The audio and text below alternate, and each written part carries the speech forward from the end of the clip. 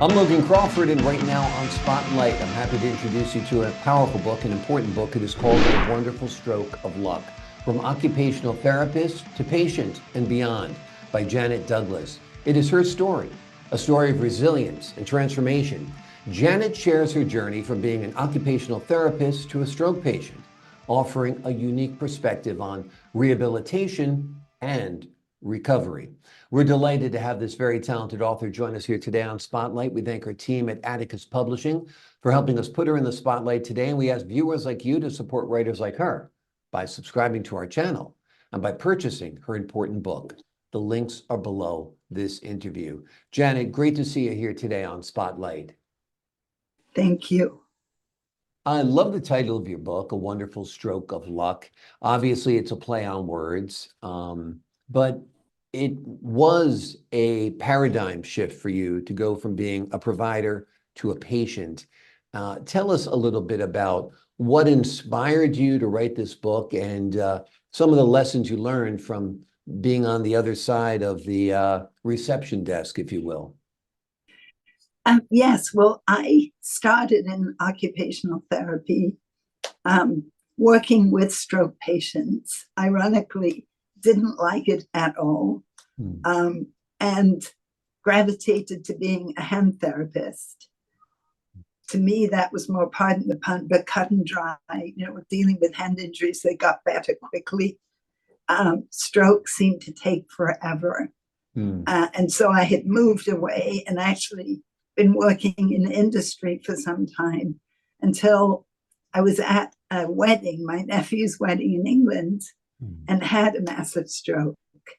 And then, of course, ended up completely on the other side of the story. So I had to be first medevaced from Oxford, where I was, after I'd had initial surgery, and brought back to Chicago for rehab.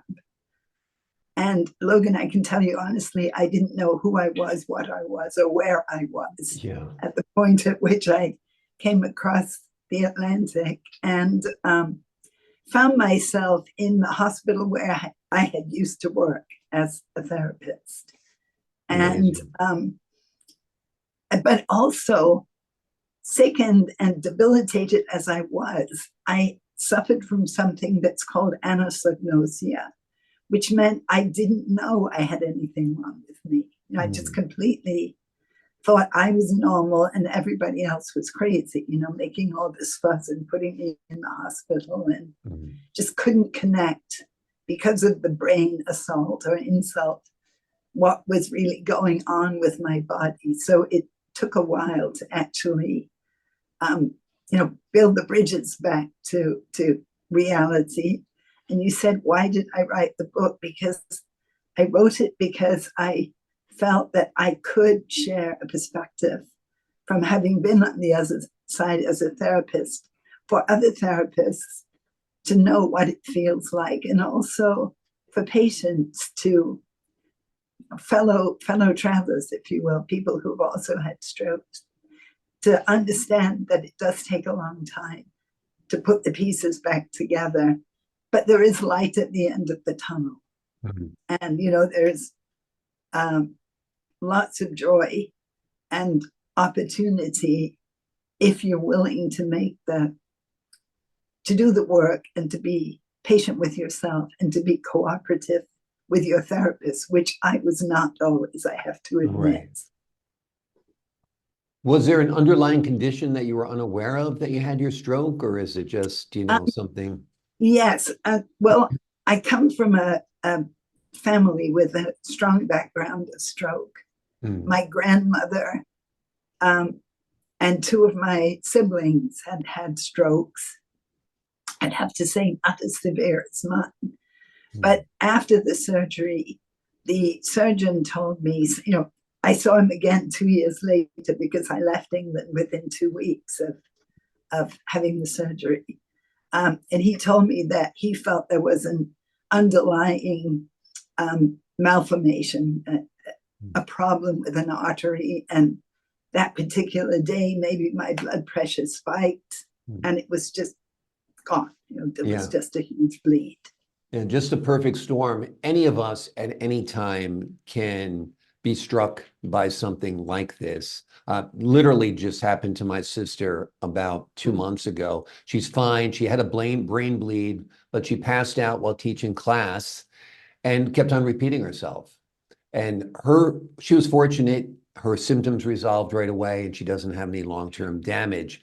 And she's making a lifestyle change now to make sure her diet's right, her blood pressure's right. So Yeah, sometimes we get a warning, sometimes there are no warnings. And right. life turns on a dime, as my best friend who's a doctor often says, as you found out. Absolutely.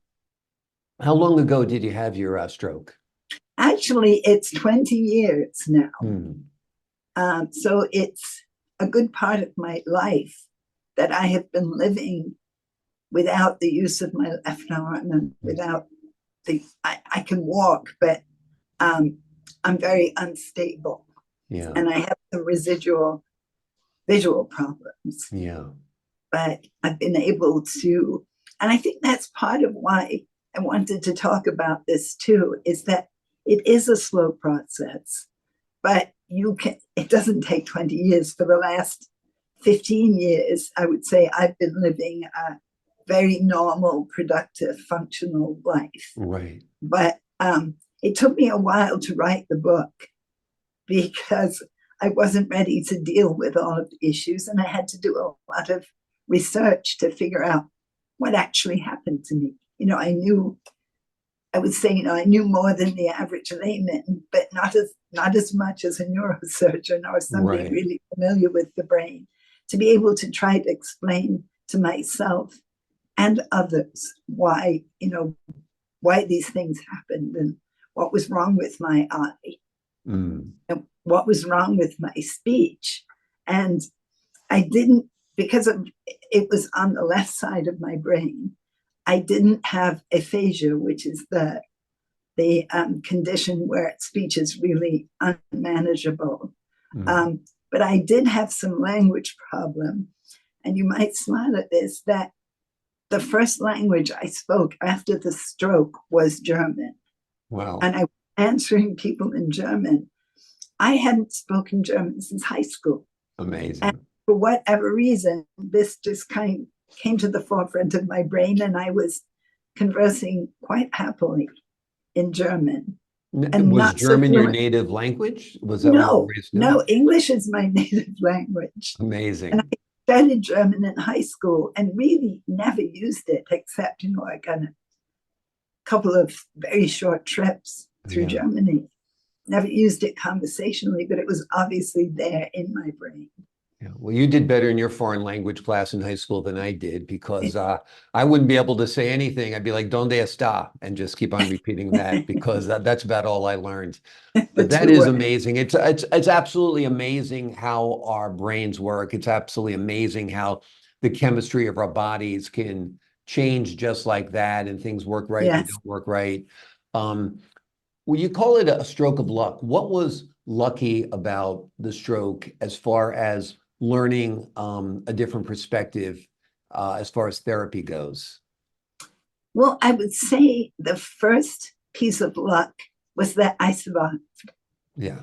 And my husband and children were told as I was going into surgery that I had about a 10% chance of coming out God. because the bleed had been so big. So, that was the first piece of luck, that I survived. The surgeon told my husband he didn't know what shape I would be in, Mm. whether I would get back to being pretty normal, whether I would be permanently brain damaged, or whether I'd be in a vegetative state. He just didn't know. Right. And so my whole journey of, going from that state, from being comatose for about 3 weeks, and then gradually being able to put myself back together with a lot of help from Mm. therapists and doctors and family and my husband, obviously.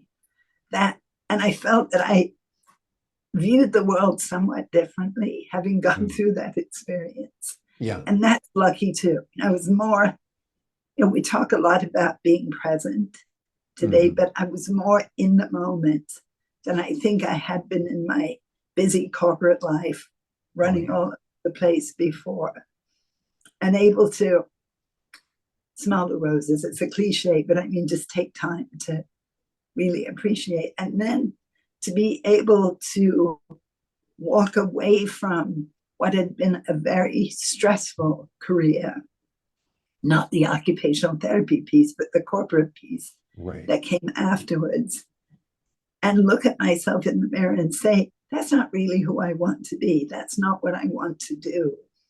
And I kind of milled around for a bit, wrote a textbook.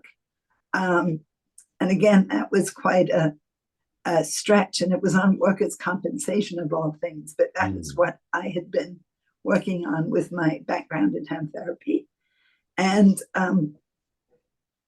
I just realized that I wanted to do something that was closer to my core values than what I had been doing.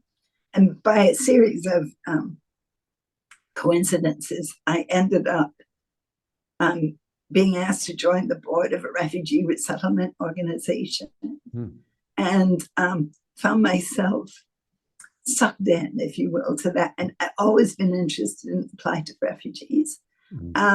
But from being on the board, because I had a background in occupational therapy, and I had obtained a master's in human resource management, they asked me if I would be willing to actually take over the human resource function at the agency. So I ended up in a very different side of that field too, and something that I found enormously rewarding. And as I said, closer to who I think I am inside than the corporate executive that I was kind of playing the role of for a number of years. Yeah. I think anytime you're faced with a life-threatening situation, you have a paradigm shift. You start viewing life differently. You realize that little secret voice that tells us we're immortal, in our middle age, we realize we're not, and that this could be taken from us at any time. So that is the good side of bad things happening, is you realize if you get that second chance, your life's going to be better, and you're going to live the life that you've always wanted to live. How old were your children when you had this episode? They were in their late teens, one in her early 20s. They were in college at the time. Right. Which is better than if you had a bunch of little kids at home. Yeah, that would have been that. And I know a lot of people with strokes do. It's not uncommon for a very young person, sadly, to have, they call it the silent killer. I mean, I know. Because it sneaks up. Yeah. And I had no warning signs at all. None. Right. Yeah, like you said, the doctor told you it was probably some kind of malformation of the blood vessel in your brain. And my sister actually was told a similar thing, although she did have high blood pressure and didn't realize it. So, I mean, that's a silent killer also, high blood pressure. It is. Yeah. What do you hope folks who read your book take away from it? If they're on the patient side, I hope they take away hope, and understanding that life may not be the same again, but it can be as good or it can be better. It'll be different. Yeah. But it's not cause to give up. And, I think every one of us who goes through a trauma like that has some degree of depression.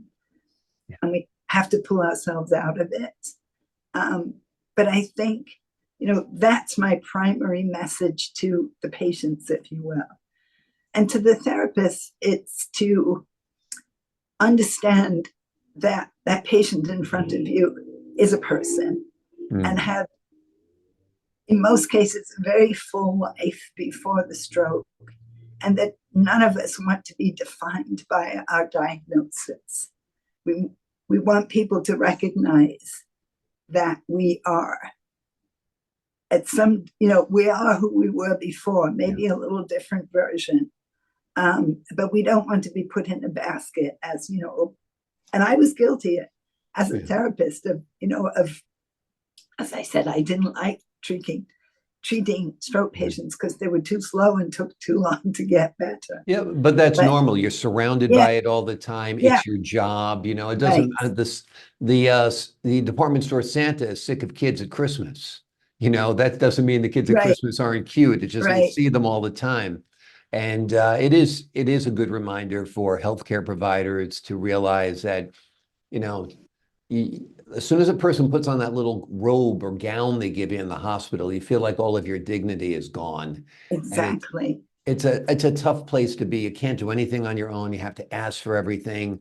I mean, a lot of us have had health issues, and if you get to that other side, you get to that awful place where you're locked away in the hospital.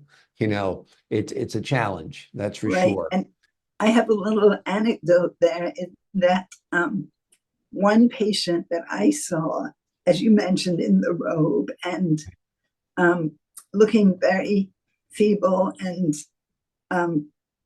just depressed. Hmm. And just a man in a robe turned out to be a Nobel Prize winner for physics. Exactly. It's like, Exactly. In fact, my dad, last 10 years of his life, was in and out of the hospital. And my mother used to put pictures of him about how he looked at work, how he was dressed in a yeah, suit. So it wasn't just the fading gray-haired old man in the robe. It was, the father, the grandfather, the executive, that kind of yes, thing. So, I think that helped humanize him to the people who just saw him as the person in the robe. This is a remarkable book. It took a lot of courage for you to write, and we thank you for writing it. We're happy that your story has a happy ending, and I'm happy that you're still writing chapters to your own life as we go along. The name of the yes, book is A Wonderful Stroke of Luck, From Occupational Therapist to Patient and Beyond. It is written by Janet Douglas. It is her story, a true story of resilience and transformation. She went from being an occupational therapist who wasn't crazy about working with stroke patients to being a stroke patient who needed to work with an occupational therapist. It was a 180-degree turn, but she learned some important things about herself, about her life, and about humanity. And she shares them with us in this book. A great read. Janet, thank you so much for joining us here today on Spotlight. thank you for having me. My pleasure. And to the folks at home, I'm Logan Crawford, thanking you for your time this time. Until next time on Spotlight.